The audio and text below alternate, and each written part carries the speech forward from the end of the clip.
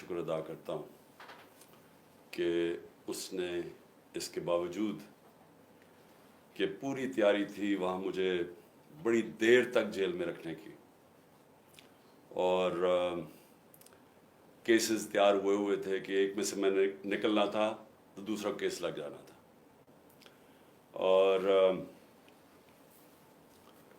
جب میں نکلنا بھی تھا وہاں سے، جب موزس ججز نے، اسلام آباد ہائی کورٹ نے جب انہوں نے مجھے بیل دے دی، تو پھر بھی باہر وہاں پولیس انتظار کر رہی تھی۔ ایم پی او، ایک ایم پی او چیز ہوتی ہے، مینٹیننس آف پبلک آرڈر، اس میں انہوں نے پکڑ لینا تھا۔ تو میں اللہ کا شکر ادا کرتا ہوں، اور میں اللہ کا شکر ادا یہ بھی کرتا ہوں کہ آج جو ہماری جمہوریت ہے وہ صرف ایک، میں بار بار کہتا ہوں کہ ایک چھوٹے سے دھاگے سے لٹک رہی ہے، اور وہ بچانے والا ہمیں اس جمہوریت کو وہ ہے ہماری عدلیہ، اور اس عدلیہ کے اوپر پوری طرح یہ مافیا واردات کر رہا ہے۔ تو میں پہلے تو اپنی قوم کو صرف یہ کہنا چاہتا ہوں کہ اپنے عدلیہ اور اپنے آئین کے ساتھ جڑ کے کھڑے ہو جائیں، کیونکہ کہیں انہوں نے یہ جو مافیا، میں مافیا کا لفظ استعمال کر رہا ہوں کہ صرف ذاتی مفاد کے لیے سب کچھ کر رہے ہیں، ان کا کوئی نیشنل انٹرسٹ نہیں ہے، کوئی اپنے پیسے بچا رہا ہے، کوئی اپنی کرسی بچا رہا ہے، لیکن ان کو فکر نہیں ہے کہ ملک ڈوبتا جا رہا ہے۔ تو یہ ایک راستے میں جو عدلیہ ان کو روک کے رکھا ہوا ہے، اور جس کی وجہ سے میں آج یہاں بیٹھا ہوا ہوں، اس کے اوپر اب پوری واردات ہے۔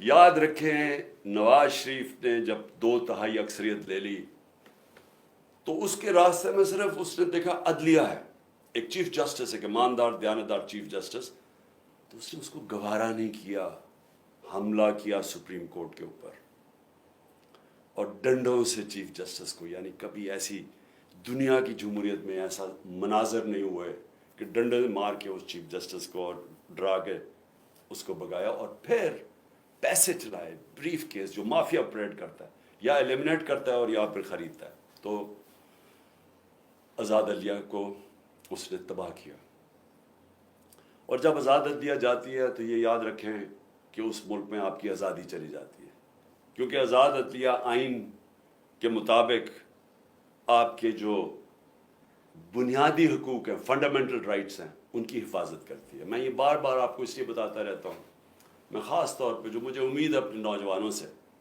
کہ آپ کو سمجھنا چاہیے کہ ہم کیوں ساری دنیا ہمارے سے آگے نکل گئی ہے، کیوں ہمارے اتنے برے حالات ہیں۔ بنیادی وجہ انصاف نہ ہونے کی ہے۔ تو میں یہ بار بار آپ کو سمجھاتا ہوں کہ 27 سال پہلے جب میں نے انصاف کی تحریک شروع کی تھی، مقصد ہی یہ تھا، انصاف ہوتا ہے، ملک آزاد ہوتا ہے، وہ ملک خوشحال ہوتا ہے۔ جس ملک کے اندر انصاف نہیں ہوتا، نہ وہ آزادی ہوتی ہے، نہ وہ جمہوریت ہوتی ہے، نہ وہ خوشحالی ہوتی ہے۔ تو اس وقت ساری قوم کو کھڑا ہونا چاہیے اپنی عدلیہ کے ساتھ، اور میں ان کا خاص طور پہ شکر گزار ہوں کہ جس طرح انہوں نے قانون کے مطابق جو بوگس کیسز میرے اوپر بنائے ہوئے ہیں، ایک کے بعد دوسرا 145 کیسز بنائے ہوئے ہیں، عدلیہ ایک ہی جگہ ہم جاتے ہیں امید لے کے، اور وہ اللہ کا شکر ہے کہ انہوں نے مجھے جیل میں سے بچایا۔ اس کے بعد میں جو پبلک نکلی، اور میں بات کر رہا ہوں جو پرامن پبلک نکلی، کیونکہ میرے ساتھ جو میرے چاہنے والے، میرے جو ووٹرز ہیں، جو میرے ساتھ جو میرے کارکن ہیں، یہ ہمیشہ 27 سال ہمیشہ ہم پرامن رہے ہیں۔ ہم نے کبھی، جتنی بھی ہمارے اشتعال ڈالا جائے، کوشش کی جائے کہ ہم کسی طرح پرووک ہوں اور ہم کچھ غلط کریں، میں فخر سے کہتا ہوں کہ 27 سال کی سیاست میں ہمیشہ ہم پرامن رہے ہیں۔ مجھے 25 مئی کبھی نہیں بھولے گا پچھلے سال، اور جب یہ امپورٹڈ حکومت اور ان کے ہینڈلرز جو ہیں، انہوں نے پیچھے سے زور لگایا تھا پولیس کو، کیونکہ ہم نے جب بعد میں مجھ سے پوچھا، کیونکہ ہماری پنجاب میں گورنمنٹ تھی، تو ہم نے پوچھا کہ تم نے حرکتیں کی تھی، انہوں نے کہا جی پیچھے سے آرڈر تھے, وہ چڑیا گھر سے آرڈر آتے تھے تو وہ ہمیں حکم کرتے تھے. میں کہا تم لوگوں کے گھروں میں 3 بجے گھس کے تم نے جو حرکتیں کی, لوگوں کو اٹھایا, جو مارا, نہ چادر نہ چار دیواری نہ عورتوں کی پرواہ کی. تو میں نے ان سے پوچھا کہ کیا آپ کو کوئی شرم نہیں آئی, کوئی آپ کا تو کام ہے قانون کے مطابق چلنا. کہتے جی نوکری کا سوال ہے, حکم آتا ہے وہاں سے, ماننا پڑتا ہے جو کہ پیچھے سے حکم آتا ہے ہینڈلرز کا. تو ہمارے پر ظلم ہوا. 26 کو صبح کو میں نے وہاں دھرنا دینا تھا اسلام آباد میں نے دھرنا ختم کیا اسی وقت, کیونکہ مجھے پتا تھا کہ لوگوں کو غصہ تھا اس وقت, جس طرح انہوں نے شیلنگ کی, فیملیز پہ شیلنگ کی, لوگوں کے گھروں میں گھسے. مجھے پتا تھا انتشار کی طرف جانا ہے. سب کو پتا ہے کہ میں نے 26 کی صبح کو جیسی میں اسلام آباد ابھی ڈی چوک بھی نہیں پہنچا, میں نے کہا ختم. اس کے بعد مجھے گولیاں لگتی ہیں, قتل کرنا. مجھے پتا تھا, پہلے سے پلان بنا ہوا تھا. میں کئی دفعہ آپ کو بتا چکا ہوں کون کون اس کے اندر ملوث تھا. مجھے سارے جو فنکار, جو اداکار اس کے اندر تھی, مجھے سب کے نام پتا ہے, اوپر سے لے کے نیچے تک. جتنے ہم سمجھتے ہیں کہ وہ ایک کا نام جو لیتا ہوں, اس سے بھی اوپر کا بھی مجھے پتا ہے کہ اس نے گو ہیڈ, گرین لائٹ کس نے دی تھی, کون اوپر 2 لوگ تھے جنہوں نے اس کو, اس آدمی کو گرین لائٹ دی تھی. اور پھر ان کے ساتھ وہ جو سویلین ملا ہوا تھا, جو رانا ثناء اللہ اور وہ شہباز شریف. مجھے جب گولی لگتی ہے, کیا میں نہیں, جو ایک قتل اللہ بچاتا ہے مجھے, کیا تب انتشار نہیں ہونا چاہیے تھا؟ تب کیوں نہیں توڑ پھوڑ ہوئی؟ تب کیوں نہیں گراؤ جھلاؤ یہ جو ہوا ہے؟ کچھ نہیں ہوا, کیونکہ یہ میرا فلسفہ نہیں ہے. میں یہ سمجھتا ہوں کہ اگر آپ اپنی پارٹی کو اس طرف لگا دیتے ہیں, اگر پارٹی ایک دفعہ پارٹی کو خون لگ جاتا ہے, جس طرح ہم جب کراچی میں پارٹی بنانے لگے تو انہوں نے کہا جی یہاں تو اگر آپ نے پارٹی بنانی ہے تو آپ کو ملیٹنٹ ونگ بنانا پڑے گا, کیونکہ ایم کیو ایم کے پاس ملیٹنٹ ونگ ہے, باقی بھی جماعتیں ان کے سامنے, سب کے پاس انہوں نے مسلح لوگوں کو رکھا ہوا ہے, آپ بھی رکھیں. یہ آج سے 25 سال پہلے کی بات ہے. میں نے تب ان کو سمجھایا کہ جس وقت آپ اپنی پارٹی میں مسلح لوگوں کو رکھتے ہیں, اس وقت آپ کی پارٹی کی ساری فطرت ہی بدل جاتی ہے. وہ آپ کے بھی اگر آپ کے لیے سمجھتے ہیں نا کہ ہمیں وہ حفاظت کریں گے, وہ پھر دوسری طرف اپنے کام کرنے پہ شروع لگ جاتے ہیں, قبضے شبضے بندوقیں پکڑ کے پھرتے ہیں. میں نے کہا میں نہیں کرتا, ہماری پارٹی بڑھے نا کراچی میں, کیونکہ جو وہ ڈر ہوتا تھا کہ ایم کیو ایم کی, اس طرح خوف ہوتا تھا کہ جی ہم حفاظت کیسے کریں گے اپنے آپ کو ان سے. سب میں نے کبھی یہ نہیں کیا. اس کے بعد جی 26 نومبر آئی, کم از کم 4 لاکھ لوگ تھے پنڈی کے اندر. صرف ہم نے جانا تھا وہاں سے واک کر کے اسلام آباد, وہاں انہوں نے پولیس جمع کی ہوئی تھی. پھر مجھے پتا چلا کہ میں نے کہا ویسے لوگوں کو, ایک تو تھا کہ مجھے گولیاں لگی پہلی دفعہ, میں خیر اس وقت میں ٹھیک بھی نہیں تھا, وہی کال آف کر دیا, واپس آ گیا وہاں سے. لوگ مایوس ہوئے کہ جی آپ بہت سارے تیار ہوئے تھے اسلام آباد جانے کے لیے, کیونکہ 3 دفعہ ہمارے خلاف دھرنے دیے گئے تھے یہ پی ڈی ایم کے لوگوں نے, ایک ایف آئی آر نہیں کاٹی تھی کسی کے اوپر. موقع دیا, آئیں جی آئے بے شک. انہوں نے 25 میں پہ بھی ہمارے پر پتہ نہیں کتنی ہزاروں ایف آئی آرز کاٹی. پھر اس کے بعد میں نے جب دیکھا کہ اگر ہمارا یہ حق تھا, پرامن احتجاج ہمارا حق ہے, ہم نے نہیں کیا. میں اس کے بعد آگے آ جاتا ہوں 8 مارچ کو سب کو پتہ یہاں کیا ہوا. الیکشن ریلی شروع ہو رہی ہے, پتہ چلا جب دفعہ 144 لگا دیا. الیکشن ریلی, الیکشن اناؤنس ہو چکا ہے, دفعہ 144 کیسے لگتا ہے؟ پورا پلان کیا ہوا تھا انہوں نے.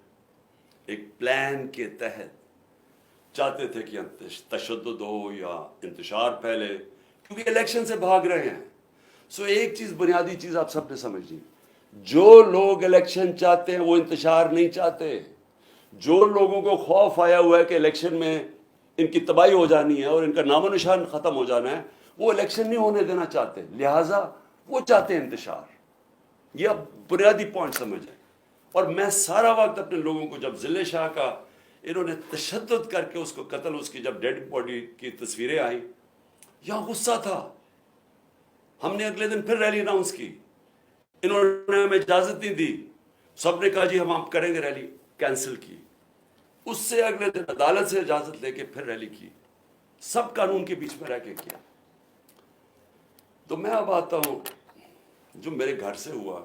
پہلے تو یہاں انہوں نے غیر قانونی طور پہ میرے گھر پہ حملہ کر دیا. 24 گھنٹے میرے گھر کے اوپر حملہ کیا انہوں نے. کوئی اس کی تاریخ نہیں ہے پاکستان میں. ہم نے کوئی اس کے بعد آرڈر نہیں کیا کہ جلاؤ، گھراؤ، اٹیک کرو لوگوں کو. 18 تاریخ کو مارچ کو جب میں اسلام آباد جاتا ہوں میجسٹریٹ کے عدالت میں جب وہاں ٹول پلازا اسلام آباد پہنچتا ہوں میرے گھر پہ اٹیک کر دیتے ہیں آرمڈ کار سے، 72 بند گاڑی سے میرا دروازہ توڑتے ہیں. لاہور ہائی کورٹ کے فیصلے کے بغیر، بلکہ لاہور ہائی کورٹ کا فیصلہ ہوتا ہے کہ صرف 2 آدمی آ سکتے ہیں سرچ وارنٹ کے ساتھ. فیصلہ تھا ان کا. 45 لوگ یا دروازہ توڑ کے پولیس والے کر کے سب کو گھر لوٹنا، جو چیز ملی چوری کی، تباہ کی، لوگوں کو مارا دھاڑا، ہڈیاں توڑ دی بیچارے لوگوں کو، اٹھا کے لے گئے لوگوں کو. اکیلی بشرا بیگم یہاں تھی. ہم نے پھر بھی آرڈر نہیں کیا. غصہ مجھے بہت تھا. میں یہ آپ کو کہوں کہ مجھے کبھی بھی غصہ آیا ہے کہ خاتون پردہ دار اکیلی گھر میں بیٹھی ہیں اور چاروں طرف آوازیں آ رہی ہیں، اوپر نیچے پولیس کہ وہ مار رہے ہیں، وہ چیخیں ان کی آوازیں آ رہی ہیں، کھڑکی کے باہر لوگوں کو مار رہے ہیں ڈنڈوں سے. اکیلی خاتون، کوئی شرم کوئی غیرت نہیں تھی ان میں. سب سے زیادہ مجھے غصہ تھا. مجھے 18 تاریخ کو وہاں قتل کرنے کی کوشش کرتے ہوں اسی دن جوڈیشل کمپلیکس کے اندر. کوئی میں نہیں کہتا کہ جی ہم ملک کے اندر سارے نکل جاؤ باہر اٹیک کرو، کوئی نہیں کہتا. تو اب میں یہ کہنا چاہتا ہوں کہ یہ جو ہوا ہے، کیونکہ مجھے کل سے خبریں ملنی شروع ہوئی، کیونکہ میں تو نظر بند تھا نا، مجھے تو پتہ ہی نہیں ہو کیا رہا تھا. مجھے تو جب یہ اٹھا کے لے کے گئے ہیں تو مجھے تو اس کے بعد تو پتہ ہی نہیں کیا ہوا ہے. تو کل سے آج تک، اب آج بھی دن کو مجھے دیر بھی ہوئی آپ کے پاس آنے کی، کہ میں فیکٹس لے رہا تھا کہ یہ ہوا کیا ہے، کہ ہمارے یہ تو ہم ہیں ہی نہیں. یعنی میں ہمیشہ اپنے لوگوں کو بتاتا ہوں کہ تحریک انصاف پاکستان کی واحد پارٹی ہے جدھر فیملیز آتی ہیں. آپ اٹھا کے دیکھیں ہمارے جلسوں میں بچے اور عورتیں آتی ہیں، فیملیز آتی ہیں. کبھی کسی پارٹی کے پاس آئی ہیں، سیپریٹ عورتوں کا انکلوجر ہوتا ہے، فیملیز کا بھرا ہوا ہوتا ہے، بلکہ وہ سب سے زیادہ بھرا ہوا ہوتا ہے. تو ہم چاہیں گے انتشار. اگر ایک پارٹی کی کال پہ پہلی دفعہ پاکستان کی تاریخ میں اس تعداد کے اندر خواتین نکلتی ہیں تو آپ انتشار چاہیں گے. تو میں نے تم سب کو کہا ہوا ہے کہ ہمیشہ وہ چیز کرو، انتشار سے بچو. ہم نے کبھی انتشار میں نہیں پڑنا. تو جو پھر میں آہستہ آہستہ مجھے اب چیزیں سامنے آ رہی ہیں، تو میں اس لیے آپ کے سامنے تھوڑی مجھے دیر بھی ہوئی. تو پہلے تو میں ذرا بتانا چاہتا ہوں کہ میں نکلنے سے پہلے، جب میں اسلام آباد نکلنے لگا تھا، مجھے پتا تھا انہوں نے کرنا، حالانکہ میرے پر کوئی کیس نہیں تھا، سب بیلز تھی. لیکن یہ اتنے بدنیت اور گھٹیا لوگ ہیں، اور 145 کیسز تھے، سب میں بیلز تھی. مجھے ایک خبر مل گئی کہ انہوں نے مجھے پکڑنا ہے. میں یہ چاہتا ہوں کہ پہلے دیکھ لیں کہ میں نکلنے سے پہلے کیا کہا تھا اور پھر میرے سے ہوا کیا.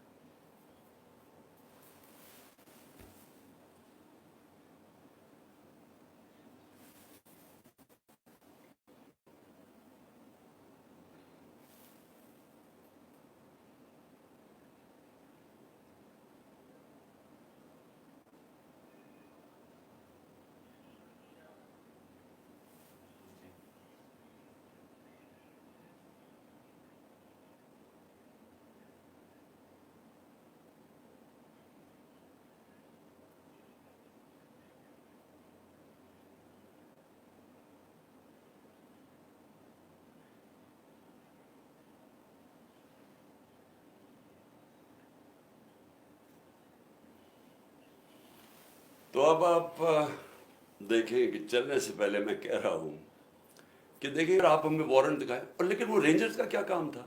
یہ تو پولیس کو آنا چاہیے تھا، فوج کا یہ کام تھا کرنے کے لیے. اور اس کے بعد دروازے توڑ کے لوگوں کو مارا، زخمی کیا انہوں نے، میرے سر پہ مارا انہوں نے، اور اس کے بعد اس طرح لے کے گئے کہ ساری دنیا نے دیکھا کہ ایک پاکستان کی سب سے بڑی پارٹی کا سربراہ، وہ پاکستانی جس کو ساری دنیا اور پاکستان 50 سال سے جانتا ہے، پہلے کرکٹ سے مجھے 20 سال جانتے تھے، جو پاکستان کی تاریخ کا سب سے بڑا خیراتی کام کیے ہیں، جس نے بڑے خیراتی ادارے دنیا میں، اور ہوتا نوبیل پرائز ملتا انہیں کے اوپر، 2 بڑے کینسر ہاسپٹل، تیسرا بن رہا ہے، 1 یونیورسٹی، سب خیراتی، اور پھر القادر جس کے اوپر میں بعد میں آتا ہوں. تو اس کو اس طرح پکڑ کے، جس نے اپنی ساری 50 سال کا جو پبلک لائف ہے، ایک کرمنل کیس نہیں تھا، تو پچھلے چند مہینے کے اندر 145 کیسز کر دیے، دہشت گردی کے، غداری کے، کہ کسی کو ڈرٹی ہیری کہہ دیا، اور سائیکوپیتھ، غداری، ملک سے غداری ہو گئی، جو یعنی ایک دن میں 15 کرمنل کیس، بڑا سے بڑا بھی جو ہوتا ہے ڈکیت یا کیا کہیں وہ مجرم، وہ بھی 15 ایک دن میں کیسز، وہ کرمنل کرائمز نہیں کر سکتا. اور پھر اس کے بعد یہ ساری دنیا کے سامنے جو انہوں نے مجھے ذلیل کیا، چلے اللہ کے ہاتھ میں ذلت ہے، لیکن اس کا میسج کیا گئی؟ کیا آپ کا خیال ہے کہ پاکستانی قوم یہ سمجھ جائے گی کہ کیونکہ آپ مجھے اس طرح پکڑ کہ میں واقعی کرپشن میں نے کوئی کرپشن کیا؟ اور میں یہاں سب کو بتانا چاہتا ہوں کہ میرے اوپر کیس کیا تھا، یہ ذرا سمجھ جائے کیس کیا تھا. میں نے فیصلہ کیا کہ جب میں پرائم منسٹر بنا کہ میں نے اس ملک کے اندر سیرت نبی کو پروموٹ کرنا ہے، کیونکہ ہماری اخلاقیات تباہ ہو چکی ہے، ہماری موریلٹی گر چکی ہے. موریلٹی گری ہوئی ہے تو اس طرح کے چور و چکے سارے ملک کے اوپر بیٹھے ہوئے ہیں، ایک سے ایک بڑا مجرم، جرائم پیشہ آدمی آج ملک کے اوپر بیٹھ گیا ہے. تو جب آپ کی ملک کی اخلاقیات ختم ہوتی ہے، ملک تباہ ہو جاتا ہے. میرا القادر یونیورسٹی کا مقصد بنانے کا تھا کیا؟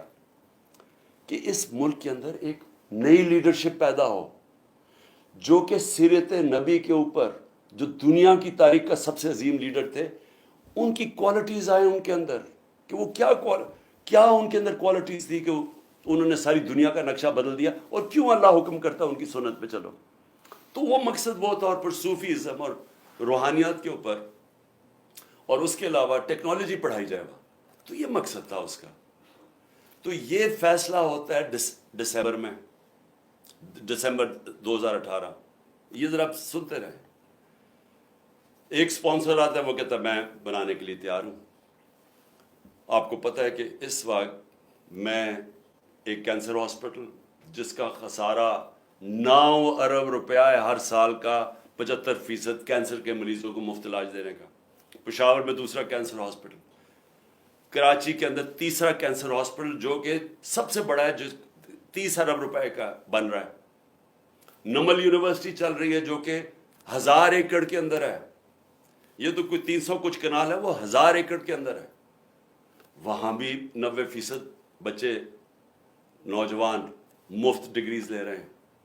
تو یہ کوشش یہ تھی کہ یہاں بھی ہم ایک سینٹر سیٹ اپ کریں تاکہ لیڈرشپ نکلے پاکستان میں جو ایک صادق اور امین ہو. تو یہ مقصد تھا اس کا. یہ ہوتا ہے فیصلہ نومبر میں. 15 مئی کو 2019 کو میں اس کی گراؤنڈ بریکنگ کرتا ہوں جا کے ایز پرائم منسٹر. یہ ریکارڈ دیکھ لیں. کیس یہ کون سا ہے؟ این سی اے کا جو کیس یہ بات کر رہے ہیں جو کیبنٹ میں آتا ہے، وہ دسمبر میں آتا ہے، 7 مہینے کے بعد. یہ بن رہی ہوتی ہے یونیورسٹی، پیسہ ایلوکیٹ ہو جاتا ہے. اس کے 7 مہینے کے بعد وہاں یہ این سی اے کا کیس آتا ہے. وہ سمپل کیس ہے، وہ بھی کوئی مشکل نہیں. ہمارے پاس یہ چوائس رکھی گئی کہ پتہ نہیں $170 بلین آ رہا ہے پاکستان، لیکن اس کے لیے آپ کو ایک اگریمنٹ ہوئی یا ملک ریاض اور این سی اے میں، تو لیکن وہ کانفیڈینشیل ہے. تو اگر آپ کانفیڈینشیل مانتے ہیں تو وہ پیسہ آ جاتا ہے پاکستان میں. اگر آپ نہیں مانتے تو آپ کو عدالت جا کے وہاں آنا پڑے گا، لیٹیگیشن کرنی پڑے گی. میں بتایا گیا کہ $100 ملین ہم ضائع کر چکے ہیں فورن لٹیگیشن میں، تو وہ جب کیس جائے گا وہ کئی سال چلے گا. لہٰذا ہم نے فیصلہ کیا کہ سپریم کورٹ میں وہ 170 ملین آتا ہے یا وہ گورنمنٹ آف پاکستان ہے تو پاکستان آ رہا ہے نا، اس کے اوپر میرے اوپر کرپشن کیس ہے. یہ کیس کہتے ہیں جناب آپ نے القادر یونیورسٹی سے فائدہ اٹھایا ہے. القادر یونیورسٹی ٹرسٹ ہے، اس کے سارے آڈیٹڈ اکاؤنٹس ہیں، وہ سارے آپ کو پتہ ہے. بتائیں کدھر سے فائدہ اٹھایا؟ وہ کوئی نہیں بتا رہا. یہ نہیں نیب بتا رہی فائدہ. وہ کہتے جی آپ کو کوئی فائدہ ہو، کیونکہ آپ کو القادر بنانا تھا لہٰذا آپ نے اس کو ملک ریاض کو، جب ساری کیبنٹ کا فیصلہ تھا. نہیں، آپ نے اس لیے کیا ہے کیونکہ آپ نے وہ القادر یونیورسٹی بنانی تھی جس میں مجھے کوئی ذاتی فائدہ نہیں ہے. جس طرح نہ مجھے نمل یونیورسٹی سے ہے، نہ مجھے شوکت خانم سے ہے، کیونکہ وہ ٹرسٹ ہے، وہ میری ذاتی ملکیت تو نہیں. اس کے اوپر یہ سارا ڈرامہ ہوا کہ جی عمران خان کے اوپر کرپشن کیس ہوا، اس کے اوپر انہوں نے مجھے پکڑا اور مجھے ایک دہشت گرد کی طرح پکڑ کے لے کے جا رہے تھے. اور دوسرا میری بیوی، اب مجھے جو اس سے زیادہ اپنے سے زیادہ تکلیف ہے کہ میری بیوی کا نام بھی ٹرسٹی میں ہے. کیوں ہے؟ ٹرسٹی کیا ہوتا کیا؟ پہلے کیونکہ قوم کو سمجھنا چاہیے، کیونکہ اتنا زیادہ پروپیگنڈا کیا جا رہا ہے. میں نے کبھی اس طرح کا کنٹرول ٹیلی ویژن نہیں دیکھا جو آج کل ٹوٹل کنٹرول کر کے پیچھے سے ان کو حکم آتا ہے نامعلوم افراد کا، دھمکیاں آتی ہیں، آرڈرز دیے جاتے ہیں کہ عمران خان کو نہیں دکھانا، فلانی چل، اس کے لیے کوئی اچھی چیز نہیں کہنی، اس کے خلاف پروپیگنڈا کرنا. تو اتنا جھوٹ بولا جا رہا ہے. لوگوں کو بتائیں کہ ٹرسٹ ہوتا کیا ہے.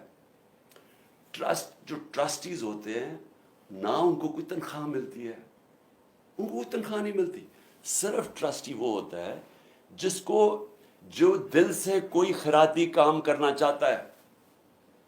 اب بشرا بیگم، بلکہ مجھے سیرت نبی کو جو سمجھا ہوں میں تو بشرا بیگم کی وجہ سے سمجھتا ہوں، کیونکہ ان کی بہت زیادہ اس کے اوپر ان کی نالج ہے، تو ان کو میں نے ٹرسٹی رکھ دیا. اس کے اوپر بھی وارنٹ نکال دیا ریسٹ کا. میرے گھر پہ حملہ کر دیا پھر سے آ کے، یہاں ٹیئر گیسنگ شروع کر دی، ان کو کہا کہ پکڑ کے جیل میں ڈالنا ہے. میں نے ایسی کبھی بے غیرتی اس ملک میں نہیں دیکھی. وہ آدمی یہ نیب کا چیئرمین، یہ جو جنرل ہے، اگر اس نے یہ آرڈر کیا اور کیا اسی نہیں ہوگا، اور اس کے ہینڈلرز نے پیچھے سے اس کو کہا ہوگا، کیونکہ میں آج تو وہ جو پہلا نیب کے چیئرمین آفتاب سلطان جنہوں نے ریزائن کیا، اس نے کہا میں غلط کام نہیں کرتا. میں آج اس کو سلام کرنا چاہتا ہوں کیونکہ میں نیب کے ذرا لوگوں سے ملا تھا. مجھے تو اندازہ نہیں تھا وہ اتنا پرنسپلڈ آدمی، یہ بے ضمیر آدمی، اس کو شرم نہیں آئی کہ وارنٹ نکال رہے ایک ٹرسٹ کے اوپر، ایک ٹرسٹی ہونے پہ. ایک تو یہ جاہل ہوگا کیونکہ اس سے کوئی بہتر کیس ہی ڈھونڈ لیتا، کیونکہ اور کیس کوئی مل نہیں رہا تھا. دوسرا، شرم نہیں آئی کہ ایک گھر کی پردہ دار خاتون کے اوپر آپ نے ایک وارنٹ نکال دیا ریسٹ کا، اور یہاں پولیس آ گئی اس کو پکڑنے کے لیے. شرم نہیں آئی؟ گھر میں آپ کی عورتیں نہیں ہیں؟ یا آپ اتنے بے شرم ہیں کہ آپ کی عورتوں سے یہ کچھ کرے گا تو آپ کو کوئی فرق ہی نہیں پڑے گا؟ آپ اتنے بے غیرت ہیں. آپ بھی بے غیرت ہیں، اور جو آپ کو ہینڈلرز جو یہ کروا رہے ہیں وہ بھی بے غیرت ہیں، کیونکہ کوئی غیرت مند آدمی، آنریبل آدمی ایسی حرکت نہیں کر سکتا جو آپ نے کی ہے. بے ضمیر بھی ہیں، بے غیرت بھی ہیں، چھوٹی سی تنخواہ کے اوپر اپنا ضمیر بیچ رہے ہیں. آپ کی یہ اتنی سی اوقات اور قیمت ہے. تو اب میں آگے چلتا ہوں. لو جی، اس کے بعد مجھے نہیں پتا ہوا کیا، مجھے تو انہوں نے بند کر دیا. تو جب میں نکلا سپریم کورٹ میں تو مجھے ججز نے، میں تو سیدھا وہاں سے سپریم کورٹ گیا، انہوں نے مجھے پوچھا کہ جی یہاں تو بڑا انتشار ہوا ہے، توڑ پھوڑ ہوئی ہے. میں نے ان کو کہا کہ یہ ہم نے کبھی ایسی چیزیں نہیں کی. تو پہلے بھی چلے کم از کم گولیاں جب لگی تھی تب تو توڑ پھوڑ ہوتی نا، تب تو سب کو پتا تھا. میں نے تو نام لے لیا تھا کہ کون ذمہ دار ہے. میں نے تو اس ISI کے جنرل کا نام لے لیا تھا. تو تب کیوں نہیں انہوں نے اٹیک کیا؟ تب کیوں انہوں نے لوگوں کو گھروں میں یہ جا کے کیوں نہیں حملہ کیا؟ تو جو اب سے مجھے پاس معلومات آ رہی ہیں، میں یہ چاہتا ہوں کہ یہ ایک چھوٹی سی آپ ذرا ویڈیو دیکھ لیں تاکہ آپ کو اندازہ ہو کہ یہ ہوا کیا ہے. کیونکہ مجھے ابھی تک، میں چاہتا ہوں اس کے اوپر پوری انویسٹیگیشن ہو اور انڈیپینڈنٹ ہو. میں چاہتا ہوں جو بھی سرکاری بلڈنگز جلائی گئی ہیں इन्वेस्टिगेशन हो कि इसके पीछे कौन था। मैं चाहता हूं कि जो बेचारे नौजवान, नहत्ते नौजवान, जो एक हकीकी आज़ादी के लिए और जो उनका हक है कि पुरअमन एहतजाज करना, जो हमेशा हमने किया है, उनको सीधी गोलियां मारी गई हैं। और जो पता नहीं कितने 100 लोग इस पर पड़े हुए हैं, गोलियां उन्हें लगी हुई हैं, जो अस्पतालों में पड़े हैं। मैं इस सब के ऊपर इंक्वायरी चाहता हूं, लेकिन इनसे नहीं चाहता। मैं चाहता हूं कि चीफ जस्टिस सुप्रीम कोर्ट, आप अपने नीचे कोई पैनल बनाएं इंडिपेंडेंट। जिस तरह मैंने शुरू में कहा था कि मुझे इंसाफ नहीं मिलने लगा क्योंकि मुझे पता था जिन्होंने मुझे गोलियां मारी हैं वो इतने ताकतवर हैं कि वो नहीं यहाँ इन्वेस्टिगेशन होने देंगे, ये आज भी नहीं होने देंगे। इसलिए इंडिपेंडेंट इन्वेस्टिगेशन करें, क्योंकि इसमें बड़ी जो मुझे चीज़ें पता चली, आपको बड़ी बड़ी चीज़ें पता चलेगी इस कौम को, कि कौन ये चाहता था कि इंतशार हो और किसने फ़ायदा उठाया इसका फ़ायदा उठा के जो ये बड़ी देर से चाह रहे थे, सारी तहरीक इंसाफ की लीडरशिप को इन्होंने जेल में डाल दी। अब तक 3,500 वर्कर हमारे पकड़ के जेल में डाल दिए, अभी भी पकड़ रहे हैं वर्कर्स, और सिर्फ मौके का फायदा उठाया इन्होंने। मैं अभी आपको बताऊंगा कि बाकी इन्होंने क्या किया है। इसकी आड़ के अंदर के जी बहुत बड़ा तहरीक इंसाफ कोई दहशतगर्द जमात है, उसने क्या क्या जुल्म किया है उसको उठा के बहाना बना के इन्होंने क्रैकडाउन शुरू कर दिया। वो जो ये पहले से ही चाहते थे, केसेस तो पहले ही हो रहे थे, पहले हमारे एक दफा इन्होंने 5,000 वर्कर पकड़ लिए थे। तो लेकिन ये जरा आप ये जरा वीडियो देखें प्लीज।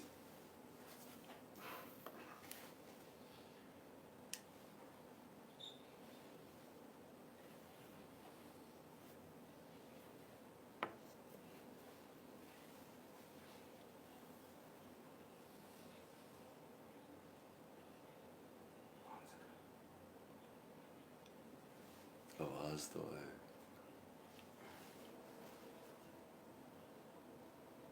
बस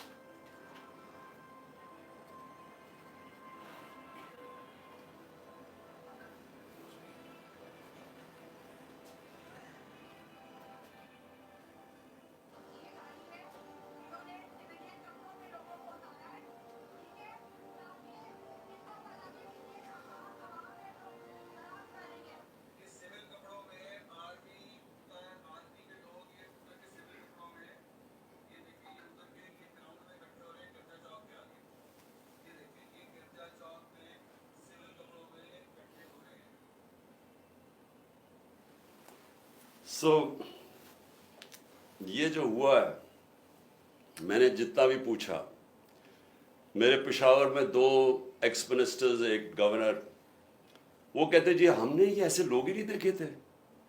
अब जब उन्होंने तोड़ फोड़ शुरू की तो उन्होंने उनको रोकने की कोशिश की, तो शाह फरमान उससे भी उन्होंने लड़ाई की। दूसरा हमारा शौकत यूसुफ है, जब उसने रोकने की कोशिश की, जो मिनिस्टर था, उसके उन्होंने कपड़े फाड़ दिए। ये कौन लोग थे? हर जगह से खबरें आई। अभी यहाँ से जब हमारी लोग जमा हुए थे इधर लिबर्टी चौक में, उन्होंने कहा कि हम अजीब अजीब लोग देख रहे थे। हाँ, एक तो जनरल पब्लिक है ना, वो तो हमारी आती है, लेकिन ये अजीब किस्म के लोग थे। जब उन्होंने देखा कि वो सारों को इश्तियाल दे रहे थे कि चलो वो उधर चलें, तो उधर फलाने कैंटोनमेंट में चलें, यानी वो लोगों को इश्तियाल दे रहे थे। और ये जो आपने देखा ट्रक से उतरते हुए नामालूम, ये सफ़ेद कपड़ों में, यही लोग जब मैं जुडिशल कॉम्प्लेक्स में मेरा कत्ल करने का प्लान था, वहाँ इसी तरह के लोग थे। उन्होंने दूसरे कपड़े पहने हुए थे। एक और प्लान इन्होंने किया था मुझे यहाँ कत्ल करने का, तब भी था कि वो हमारे कपड़ों में यहाँ आएंगे और यहाँ से गोली चलाएंगे ताकि हमारे पर हो। जो हुआ, अब ये जो गोली चली है, یہ گولی کس نے، یعنی کون ذمہ دار ہے اس کا؟ کیونکہ ہمارے میں تو کسی نے گولی نہیں چلائی.